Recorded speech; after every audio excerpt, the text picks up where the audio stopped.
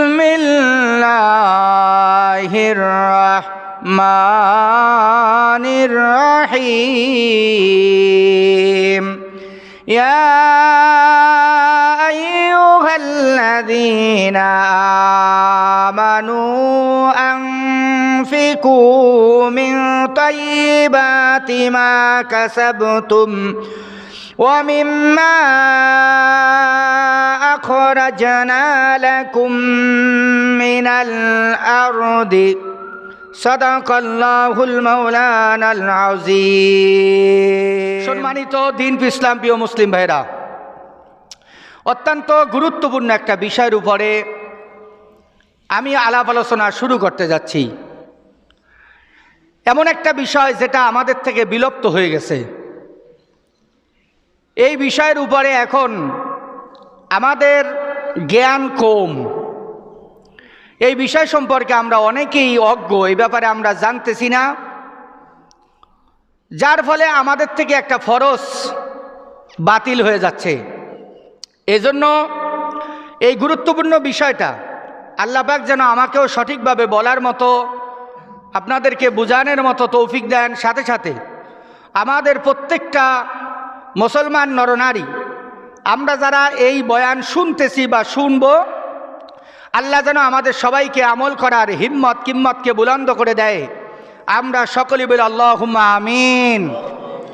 সম্মানিত দিন ইসলাম প্রিয় মুসলিম ভাইরা, শুরু করতে যাচ্ছি ওশর তথা ফল ও ফসলের যাকাত সম্পর্কে। আমরা অনেকেই জানি না ফল এবং ফসলের কি যাকাত আছে। আমরা সবাই একটা জিনিস জানি যে স্বর্ণ আর রৌপ্যর যাকাত দিতে হয়। বছর ঘুরলেই, আমরা রমজান মাসে আসলেই এই স্বর্ণের যাকাত দেই বা রূপার যাকাত দেই। কিন্তু পৃথিবীর মধ্যে 5টা জিনিসের যাকাত দিতে হয়। স্বর্ণ আর রৌপ্যর যাকাত যেরকম ফরজ, তেমনিভাবে আরও 4টা বস্তু এর উপরে যাকাত ফরজ। সেই সকল ফরজগুলোর মধ্যে একটা ফরজ হলো ওশর তথা ফল এবং ফসলের যাকাত, কৃষি দ্রব্যের যাকাত। আমরা অনেক মুসলমান এটা জানিও না যে ফল ফসল কৃষি দ্রব্যের আবার যাকাত কি। অতএব এই বিষয় সম্পর্কে আমি আলোচনা শুরু করতে যাচ্ছি। আল্লাহ যেন আমাদেরকে সঠিক বুঝ পয়দা করে দেয় এবং বাস্তব জীবনে এর উপরে আমল করা তৌফিক এনায়েত করে। সকলে বলে আল্লাহুম্মা আমিন। বাংলাদেশ কৃষি প্রধান দেশ। এই দেশের অধিকাংশ মানুষই আমরা কৃষি কাজ করি। কৃষকদের কৃষি দ্রব্য ফল ও ফসলের উপরে যে যাকাত আছে, এই কথাটা আমরা অনেকেই জানি না, ভুলে গেছি। আমাদের সমাজ থেকে যেই সকল ফরজগুলা বিলুপ্ত হয়ে গেছে, তার মধ্যে একটি ফরজ হলো ওশর তথা ফল ফুল কৃষি দ্রব্যের যাকাত। সমাজে আমরা বিভিন্ন সময় বিলুপ্ত সুন্নাতের ব্যাপারে আলাপ আলোচনা করি, কিন্তু অনেক ক্ষেত্রে আমরা বিলুপ্ত ফরজের কথা বলি না। এই বিলুপ্ত ফরজ, যেই সকল ফরজগুলা আমাদের থেকে বিলুপ্ত হয়ে গেছে, এই সকল ফরজের মধ্যে একটা ফরজ হলো ওশর তথা ফল ফসল কৃষি দ্রব্যের যাকাত, যা এখন আমাদের সমাজ থেকে বিলুপ্তির পথে। আমাদের সমাজে এখন এটা দেখা যাচ্ছে না। আবার অনেকে আমরা মনে করতেছি যে আমরা তো জমির ট্যাক্স দেই, জমির খাজনা দেই, জমির দাখিলা কাটি, তাহলে আবার এই জমির যাকাত কি? এটাই তো যাকাত। আসলে তা নয়। জমির খাজনা আর জমির ফল ফসল কৃষি দ্রব্যের যাকাত, এই দুইটা সম্পূর্ণ ভিন্ন বিষয়। সুতরাং ফল ও ফসলের যাকাত এটা দিতেই হবে। স্বর্ণ এবং রৌপ্যর উপরে যেমন যাকাত ফরজ, ঠিক তেমনিভাবে ফল ফসল কৃষি দ্রব্যের উপরেও জাকাত ফরজ। ইসলামের ভাষায় এই কৃষি দ্রব্যের উপরে বা ফল ফুলের উপরে যে জাকাত, এটাকে শরিয়াতের পরিভাষায় ওশর বলা হয়। এই ফল ও ফসলের জাকাতের বিধান নবী করিম সাল্লাল্লাহু আলাইহি ওয়াসাল্লামের জমানায় ছিল। সাহাবা আজমাইন ফল ফসল কৃষি দ্রব্যের জাকাত দিতেন। এমনকি নবীজির জমানায় যারা পাহাড়ের মধ্যে মধু চাষ করত, আল্লাহর হাবিব তাদেরকে নির্দেশ দিয়েছিলেন যে তোমরা অবশ্যই এই মধু চাষকারীগণ ওশর আদায় করা লাগবে, তথা এই ফল ফসল ফলমূলের জাকাত দেওয়া লাগবে। এইভাবে এই ফল এবং ফসলের জাকাত তথা এই ওশর বিশ্বনবীর জমানার থেকে চলতেছিল। চলতে চলতে এটা সুলতানি আমল পর্যন্ত চলছিল। সুলতানি আমল আমাদের এই দেশ থেকে বিদায় হওয়ার পর আমাদের এই দেশটা শাসন করেছে ইংরেজ তথা ব্রিটিশেরা। ব্রিটিশেরা যখন আমাদের এই দেশে শাসন শুরু করলো, তখন ব্রিটিশেরা বুদ্ধি করে চিরস্থায়ী বন্দোবস্ত নামে মুসলমানদের কাছ থেকে যত সম্পত্তি ছিল সমস্ত সম্পত্তি ব্রিটিশরা তাদের হাতের মধ্যে নিয়ে নেয়। আর ব্রিটিশেরা সমস্ত সম্পত্তিগুলা যখন চিরস্থায়ী বন্দোবস্ত নামে নিয়ে যায়, তখন থেকেই তারা ইসলামী ভূমির জাকাত ব্যবস্থাকে আস্তে আস্তে ধ্বংস করে দেয়। বর্তমান মানুষেরা জানেই না যে ফসলের আবার জাকাত কি, আর ফসলের জাকাত এটা ফরজ না নফল, এটা অনেক মুসলমানে জানেই না। আফসোস, জাকাত তো জাকাত, জাকাত কখনো নফল হইতে পারে না। জাকাত কখনো 2.5% দিতে হয়, কখনো 10% দিতে হয়, কখনো 5% দিতে হয়, কিন্তু জাকাত দিতেই হবে, এটাকে কোনো অবস্থায় অস্বীকার করা যাবে না। কেউ কেউ আবার বলে যে আমরা তো জমির খাজনা দেই বা জমির ইনকামিং ট্যাক্স দেই, তাহলে আবার জাকাত লাগবে কেন?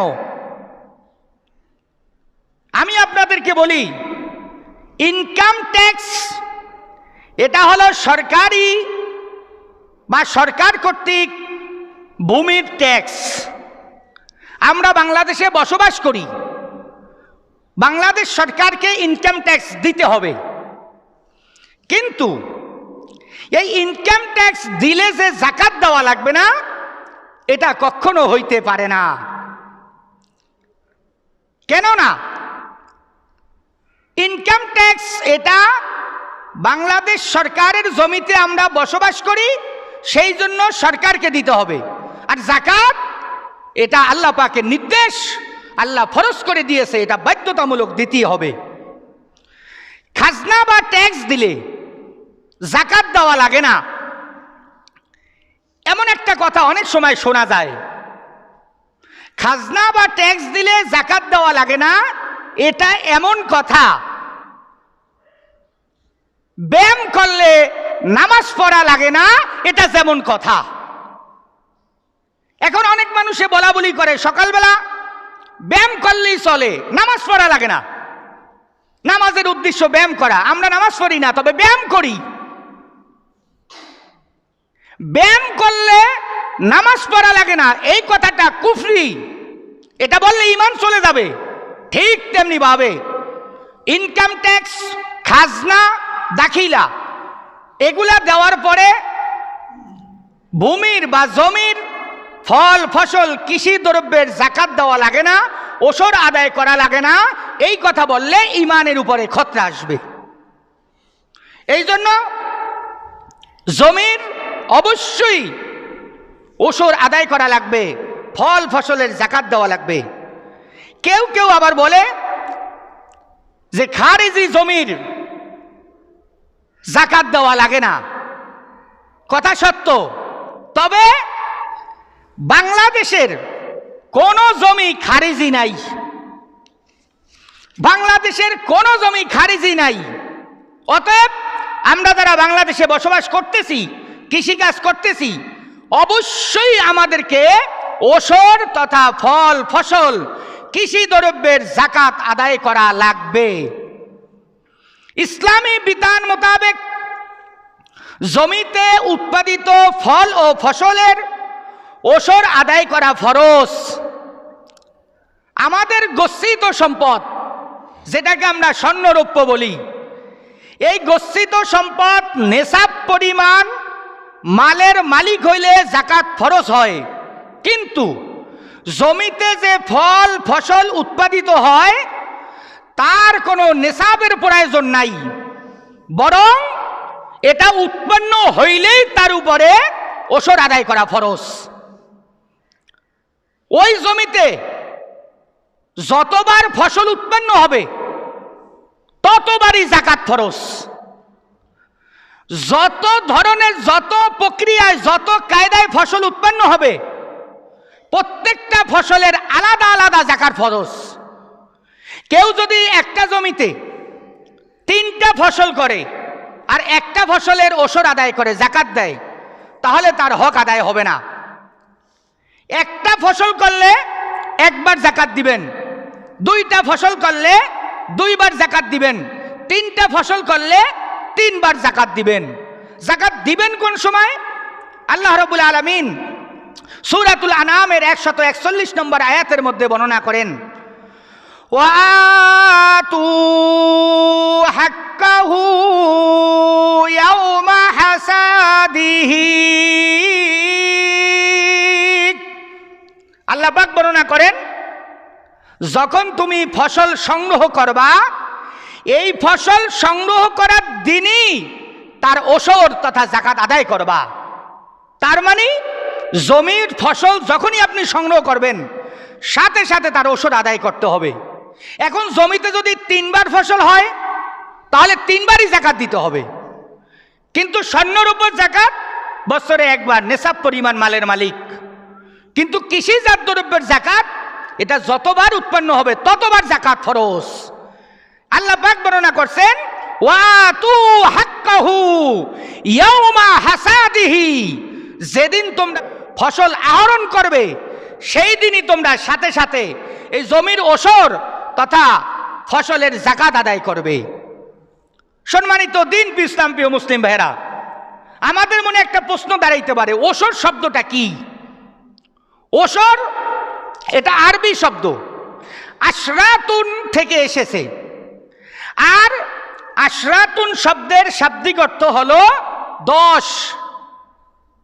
তাহলে ওসর শব্দের শাব্দিক অর্থ হলো 1/10, মানে 10 ভাগের 1 ভাগ। ইসলামী শরিয়াতের পরিভাষায় কৃষিজাত দ্রব্য ফল ও ফসলের যাকাতকে ওসর বলে। কেউ কেউ বলেন কৃষি দ্রব্য বা কৃষি সম্পদের যাকাতকে ওসর বলে, ফল ও ফসলের যাকাতকে ওসর বলা হয়। সূরাতুল বাকারা 267 নম্বর আয়াতে আল্লাহ পাক এই ওসরের কথা উল্লেখ করিয়াছেন। আল্লাহ তাআলা বর্ণনা করেন, ইয়া আইয়ুহাল্লাযীনা আমানু আনফিকু মিন তাইয়্যিবাতি মা কাসাবতুম ওয়া মিম্মা আখরাজনা লাকুম মিনাল।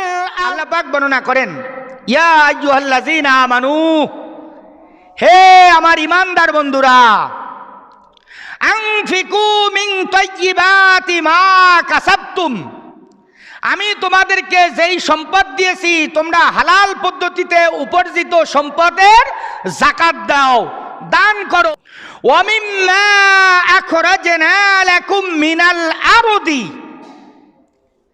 এই আয়াতের দ্বিতীয় অংশে আল্লাহ বলে, আমি আল্লাহ যে তোমাদের মাটির থেকে, জমিনের থেকে যেই ফসল উৎপন্ন করি, এই ফসল ও ফলে তোমরা যাকাত দাও। এই আয়াতের প্রথম অংশে আল্লাহ পাক একবার যাকাতের কথা উল্লেখ করেছেন, আবার দ্বিতীয় অংশে নতুন করে আল্লাহ পাক যাকাতের কথা উল্লেখ করিয়াছেন। সুতরাং এই আয়াতের দ্বিতীয় অংশ দ্বারা বোঝা যায় যে আল্লাহ রাব্বুল আলামিন মাটি থেকে যেই সকল ফসল উৎপন্ন হয়, যেই সমস্ত ফল ফসল কৃষিজাত দ্রব্য উৎপন্ন হয়, সেই সকল ফসলের যাকাত দেওয়ার জন্য আল্লাহ এই আয়াতে নির্দেশ দিয়েছেন এবং সেই সকল ফল ফসল কৃষি দ্রব্যের যাকাত দেওয়া এই আয়াত দ্বারা প্রমাণিত ফরজ। আবার আল্লাহ পাক সূরাতুল আনামের 141 নম্বর আয়াতের মধ্যে বর্ণনা করেন, কুলু মিন সামারিহি ইযা আসমারা ওয়া আতু হাক্কাহু ইয়াওমা হাসাদিহি। আল্লাহ পাক বর্ণনা করেন, যখন জমিতে ফল ফসল কৃষি দ্রব্য এটা উৎপন্ন হয়, এটা যখন পেকে যায়, তখন তোমরা তার থেকে আহরণ করো, সংগ্রহ করো। ওয়াতু হাক্কাহু ইয়াওমা হাসাদিহি, আর যেদিন তোমরা এটা সংগ্রহ করতে যাবা সেই দিনই তোমরা ওই ফল ফসল কৃষি দ্রব্যের যাকাত সাথে সাথে তোমরা আদায় করে দিবা। ফল কাটার দিনই তোমরা সেই ফসলের যাকাত আদায় করবা। এখান থেকে বোঝা যায় একটি জমিতে যদি 3 বার ফল বা ফসল জন্মায়, তাহলে ওই ব্যক্তির উপরে 3 বারই এই ফল ফসলের যাকাত ফরজ, তথা এই ওসর তার উপরে ফরজ, এটা আদায় করা লাগবে। একবার আদায় করলে এটা কোনো অবস্থায় হবে না। আর এই ফল ফসল কৃষি দ্রব্যের যাকাত আদায় করতে গিয়া উত্তম বস্তু দিয়া যাকাত আদায় করা লাগবে, ওসর আদায় করা লাগবে। আপনার জমিনের মধ্যে যেই ফলটা সুন্দর ভালো, যেই ফসলটা ভালো হয়েছে, যে কৃষি দ্রব্যগুলা ভালো হয়েছে, এগুলা দ্বারাই যাকাত আদায় করা লাগবে। কোনো নষ্ট ভাঙ্গাচুরা ডিস্টার্ব মানুষ বাজারে কিনবে না, বিক্রি করা যায় না। এ ধরনের ফল ফসল দিয়া যদি যাকাত আদায় করেন, তাহলে এই যাকাত আল্লাহ পাক কবুল করবেন না। আল্লাহ রাব্বুল আলামিন সূরাতুল ইমরানের 92 নম্বর আয়াতের মধ্যে আল্লাহ পাক বর্ণনা করেন, লান তানালুল বিররা হাত্তা তুনফিকু মিম্মা তুহিব্বুন। আল্লাহ পাক বর্ণনা করেন, তোমরা যেই বস্তুটা পছন্দ করো, তোমরা যেই ফলগুলোকে ভালোবাসো, তোমরা যেই কৃষি দ্রব্যটাকে চয়েস করো, এই ধরনের ফলমূল, এই ধরনের কৃষি দ্রব্য যতক্ষণ পর্যন্ত তোমরা আল্লাহর রাস্তায় ব্যয় না করবে, ততক্ষণ পর্যন্ত তোমরা সবের অধিকারী হবে না। তোমাদের এই দান আল্লাহ কবুল করবে না। হর সে দাড়ি সরফে কুন্দা রাহে রুখ, হর সে দাড়ি সরফে কুন্দা রাহে রুখ, লান তানালুল বিররা হাত্তা তুনফিকুন, লান তানালুল বিররা হাত্তা তুনফিকুন। হর সে দাড়ি সরফে কুন্দা রাহে রুখ, লান তানালুল বিররা হাত্তা তুনফিকুন। যদি সব অর্জন করতে চান, তাহলে ভালোবাসার বস্তু দিতে হবে। আপনি যে আপেলটা পছন্দ করেন সেটাই আল্লাহর রাস্তায় দিতে হবে। যেই জমিতে যেই ফসলটা আপনার চয়েস লাগে সেটাই আল্লাহর রাস্তায় দিতে হবে। আসেন সম্মানিত দিন ইসলাম প্রিয় মুসলিম ভাইরা, এখন প্রশ্ন হইতে পারে উসর কোন কোন ফল বা ফসলে দিতে হবে। আসলে ওসর কোন কোন ফল বা ফসলে দিতে হবে এর কোনো নির্ধারিত নাম নাই। তবে হাদিসের মধ্যে গবেষণা করলে দেখা যায় নবী করিম সাল্লাল্লাহু আলাইহি ওয়াসাল্লাম 4টা বস্তুর কথা বিশেষভাবে উল্লেখ করিয়াছেন। 1 নম্বরে জব, 2 নম্বরে গম, 3 নম্বরে কিশমিশ, 4 নম্বরে খেজুর। কিন্তু অন্য হাদিস শরীফের মধ্যে আল্লাহর হাবিব এই ওসর দিতে গিয়া শস্য দানার কথা উল্লেখ করিয়াছেন। এই শস্য দানার কথা এই হাদিসের মধ্যে উল্লেখ আছে। কেন? যেহেতু বিশ্বনবী সাল্লাল্লাহু আলাইহি ওয়াসাল্লামের ওই জমানায় ওই আমলে ওই সময় এই জব, গম, কিশমিশ, খেজুর এগুলাই জন্ম হইতো, এগুলাই জমিতে উৎপন্ন হইতো, আর কিছু তেমন উৎপন্ন হইতো না।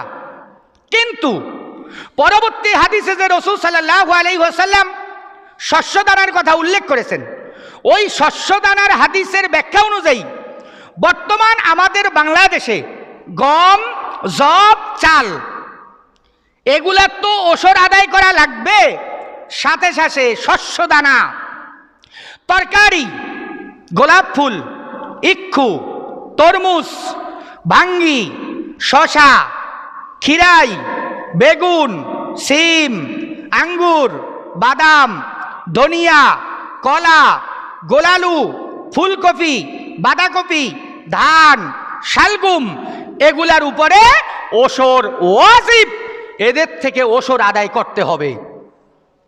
কারণ এটা বাংলাদেশের ফসল, এই ফসল এখন বাংলাদেশের জমিনে হইতে পারে যে ওসর আদায়ের পদ্ধতি কয়টি? ওসর আদায়ের পদ্ধতি দুইটি। এক নম্বর পদ্ধতি, যদি আসমান থেকে পানি নাজিল হয় আর কোনো খরচ লাগে না, এই পানির মাধ্যমে শস্যটা উৎপন্ন হয়েছে, তাহলে এর একটা বিধান। আর দুই নম্বর পদ্ধতি, যদি চাষি তার সেচের মাধ্যমে, চাষি যদি পানি ক্রয় করার মাধ্যমে জমিতে ফসল উৎপন্ন করে, তাহলে তার বিধান। এই দুইটা বিধান। ইসলামী বিধান অনুযায়ী ফসল উৎপন্ন হলেই তার ওষুধ দিতে হবে, যার কোনো নির্দিষ্ট পরিমাণ নির্ধারিত নাই। সেটা ফসল অল্প হোক অথবা কম হোক অথবা বেশি হোক, উৎপাদিত ফসল থেকে ওষুধ আদায় করতেই হবে।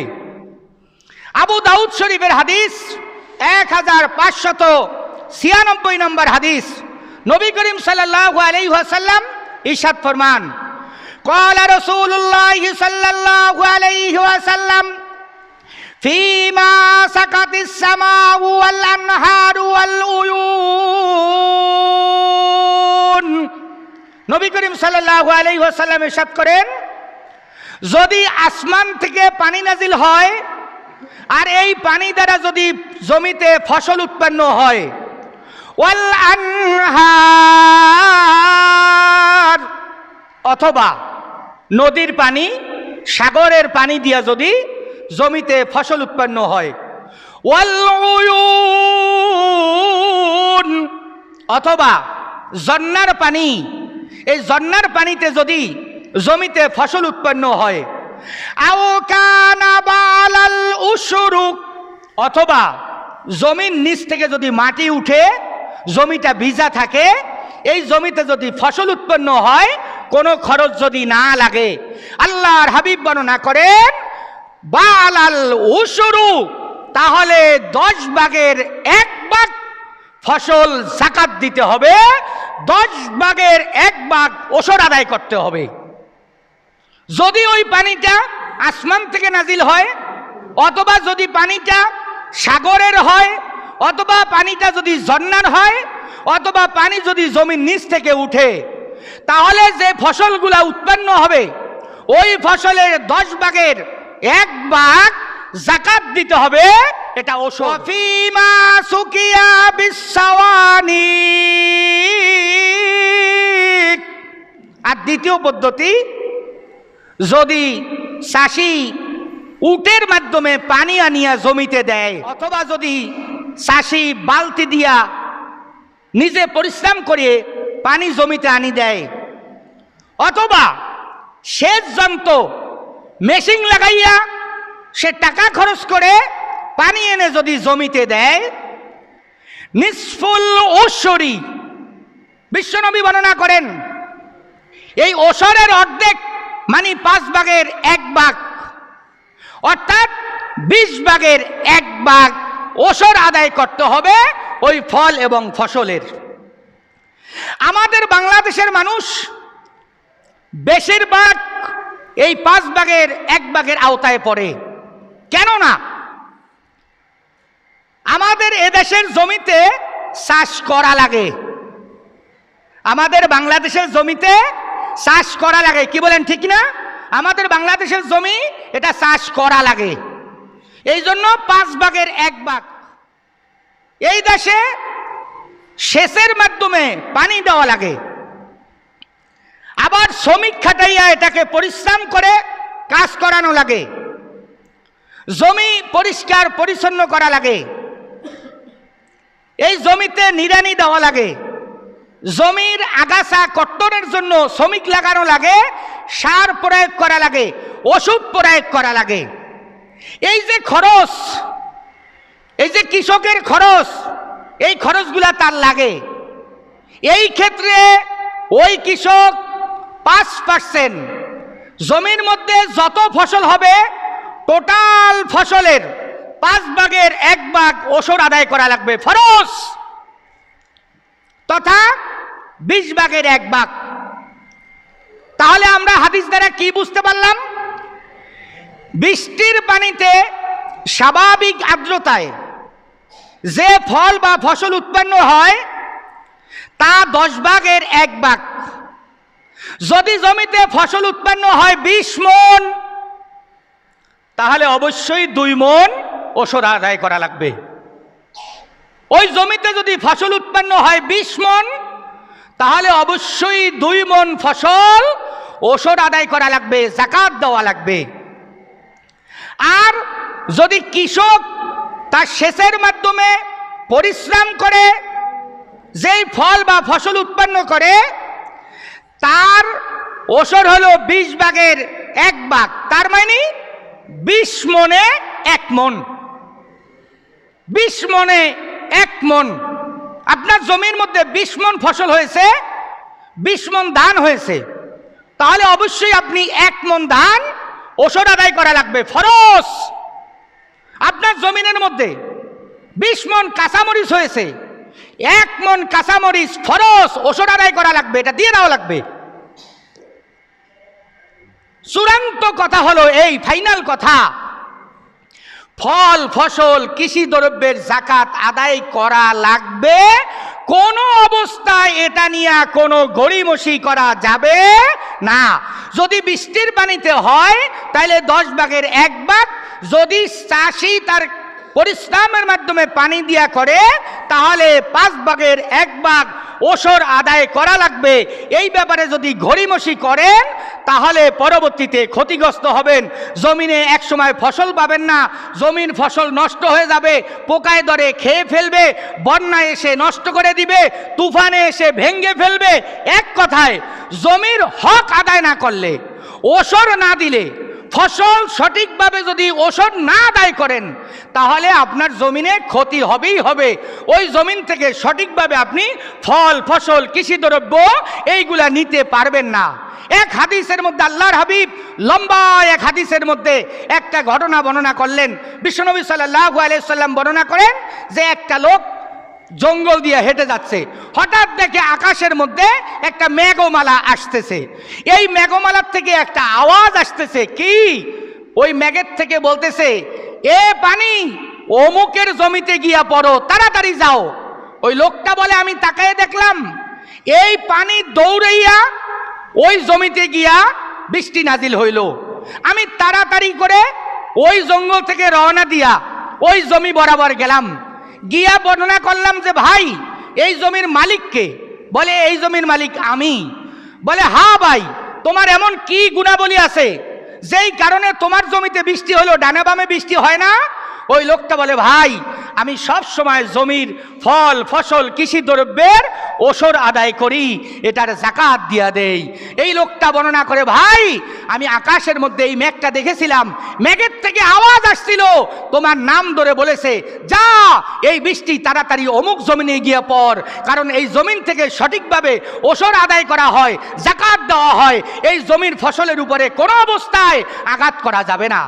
সম্মানিত দিন ইসলাম প্রিয় মুসলিম ভাইরা, এখন আমাদের জমিতে ঠিকমতো ফসল হচ্ছে না, পোকায় খাইতেছে, নষ্ট হয়ে যাচ্ছে, পানি এসে ডুবে গেছে, বন্যা এসে ভেঙে দিয়েছে, একমাত্র কারণ হলো আমরা এর জাকাত আদায় করতেছি না, এর ঠিক মতো ওষুধ দিতেছি না, এর যেই অংশ আল্লাহর রাস্তায় দিয়ে দেওয়ার কথা ছিল আমরা সেই পরিমাণ আল্লাহর রাস্তায় দান করতেছি না।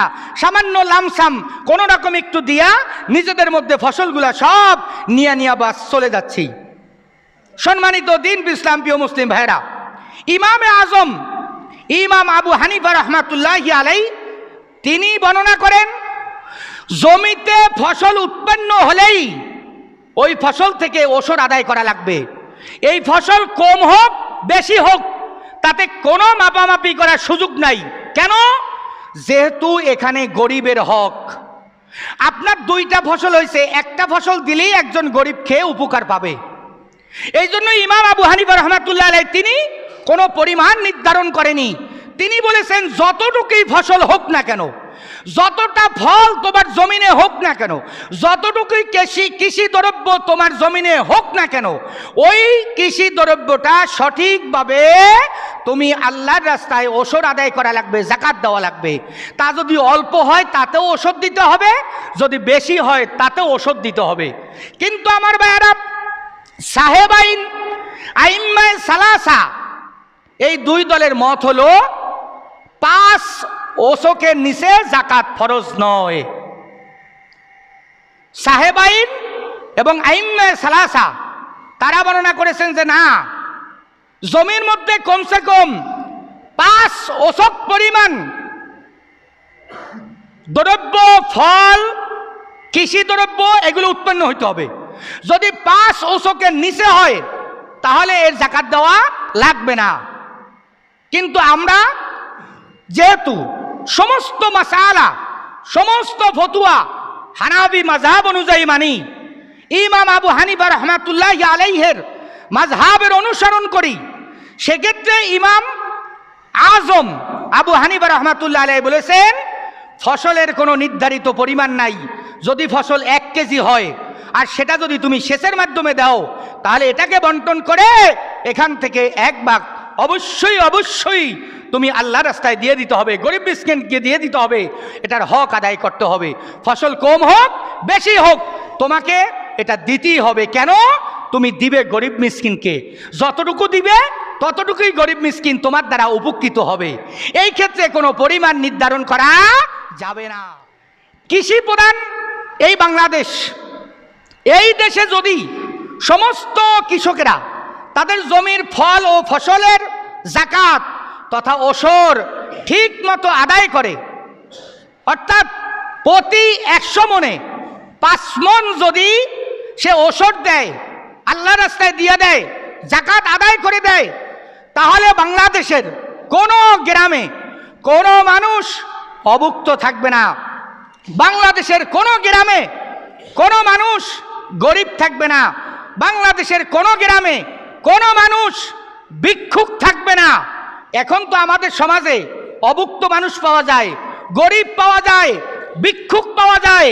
কিন্তু আমরা যারা চাষ করতেছি, আমরা যারা চাষি, যদি আমরা আমাদের জাকাতগুলো একটু সঠিকভাবে দেই তাহলে ইনশাআল্লাহুল আজিজ আমাদের এই বাংলাদেশের প্রত্যেকটা সমাজের থেকে গরিব দূর হয়ে যাবে, ভিক্ষুক দূর হয়ে যাবে, অভুক্ত মানুষের ভুক্ত হওয়ার সুযোগ হবে। আমার ভাইয়েরা, এমন একটা সময় আসবে যেই সময় এই ওসর নেওয়ার মতো, জাকাত খাওয়ার মতো লোক সমাজে খুঁজলে পাওয়া যাবে না। ইসলামী সোনালী যুগ, যখন ইসলামী সোনালী যুগ চলছিল, ওই ইসলামী সোনালী যুগে হযরতে ওমর ইবনে আব্দুল আজিজ রহমাতুল্লাহি আলাইহি ওনার আমলে সমস্ত মুসলমানেরা জাকাতও দিত, জমির ফসল, ফল, কৃষি দ্রব্যের ওসর আদায় করত, এগুলো সব বাইতুল মালে জমা হইতো। তো ওমর ইবনে আব্দুল আজিজ রহমাতুল্লাহি আলাইহির বাইতুল মালে প্রচুর পরিমাণে জাকাতের টাকা আর কৃষি দ্রব্য, বিভিন্ন ফল ফসল এগুলো জমা হয়ে গেছে বাইতুল মালে। তো ওমর ইবনে আব্দুল আজিজ তিনি তার দপ্তর থেকে একটা লোকের হাতে একটা ঢোল দিলেন, বর্ণনা করলেন তুমি আমার পুরা দেশের মধ্যে এই ঢোল পিঠাবা আর বলবে, শোনো, যদি কেউ গরিব থাকো, যদি কেউ ওসর খাইতে চাও, যদি কারো ওসর লাগে, যদি কারো জাকাতের টাকা লাগে, যদি কারো ফল লাগে, ফসল লাগে, কৃষি দ্রব্য লাগে, তাহলে যেন তাড়াতাড়ি সে বাইতুল মালে আসে। আমি ওমর ইবনে আব্দুল আজিজ এই ফল ফসল বাইতুল মাল থেকে এগুলা গরিব মিসকিনকে দিয়ে দিব।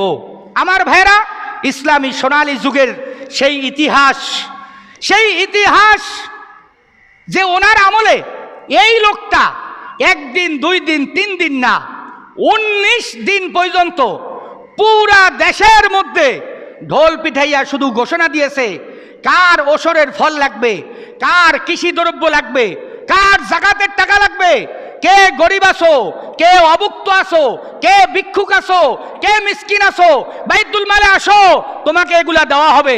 কিন্তু ইসলামের ইতিহাস প্রমাণ করে 19 দিন ঘোষণা করার পরেও একটা ভিক্ষুক, একটা মিসকিন, একটা গরিব মানুষ পাওয়া যায় নাই যারা বাইতুল মাল থেকে এই ওসরের জিনিসপত্র নিয়ে যাবে, কৃষি দ্রব্য নিয়ে যাবে, ফলগুলা নিয়ে যাবে, অথবা জাকাতের টাকা নিয়ে যাবে। পুরা সমাজটা সোনালী সমাজ হয়ে গেছিল। সমস্ত লোকেরা শুধু দান করেছিল, খাওয়ার মতো লোক সমাজে খুঁজিয়া পাওয়া যায় নাই। কিন্তু বর্তমান সময়ে শুধু খাওয়ার লোক পাওয়া যাচ্ছে, দেওয়ার লোক পাওয়া যাচ্ছে না। যার আছে সেও খাচ্ছে, যে গরিব সেও খাচ্ছে, যে ভিক্ষুক সেও যাচ্ছে, যে ধনী সেও খাচ্ছে।